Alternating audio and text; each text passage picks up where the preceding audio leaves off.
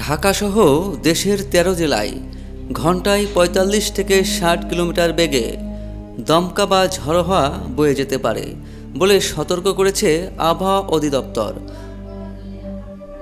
রোববার ৪ মে দুপুর ১টা পর্যন্ত দেশের অভ্যন্তরীণ নদীবন্দরগুলোর জন্য জারি করা সতর্কবার্তায় এই তথ্য জানানো হয়।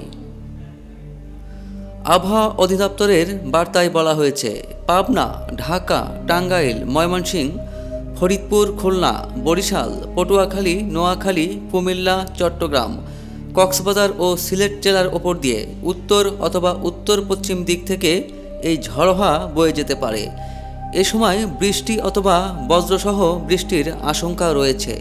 পরিস্থিতি বিবেচনায় এসব এলাকার নদীবন্দরগুলোকে ১ নম্বর সতর্ক সংকেত দেখাতে বলা হয়েছে।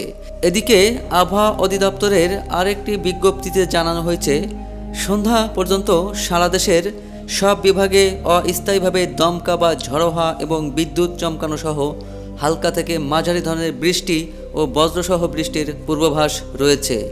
ঢাকাসহ দেশের কোথাও কোথাও মাঝারি ধরনের ভারী থেকে অতি ভারী বর্ষণও হতে পারে।